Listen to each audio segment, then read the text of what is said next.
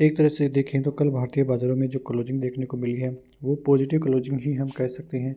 लेकिन सबसे बड़ी बात ये रही कि एफआईआईज़ की तरफ से फिर से 1800 करोड़ से ज़्यादा की सेलिंग देखने को मिली।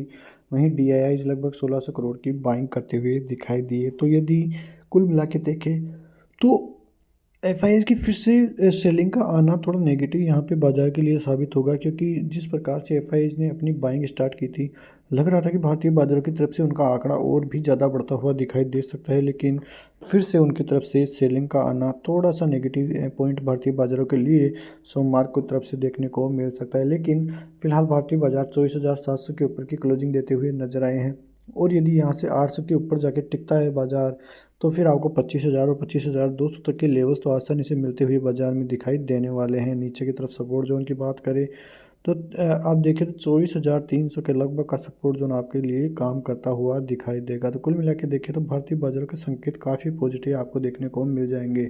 बैंक निफ्टी की बात करें तो 53,600 के ऊपर की क्लोजिंग है, लेकिन यदि 53,800 का लेवल पार हुआ तो फिर 54,000 और फिर ऑल टाइम हाई के टारगेट आपके लिए बैंक निफ्टी के लिए आते हुए दिखाई देंगे, क्योंकि ऑल टाइम हाई के लेवल्स पास में ही आपको देखने को मिल जाएंगे।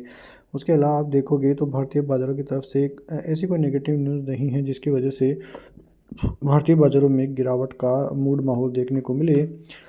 लेकिन जिस प्रकार की खबरें कल एमपीसी की बैठक से आती हुई दिखाई दी है, उससे लग रहा है कि भारतीय बाज़ारों के लिए कोई नेगेटिव न्यूज़ एमपीसी की तरफ से भी देखने को नहीं मिली है।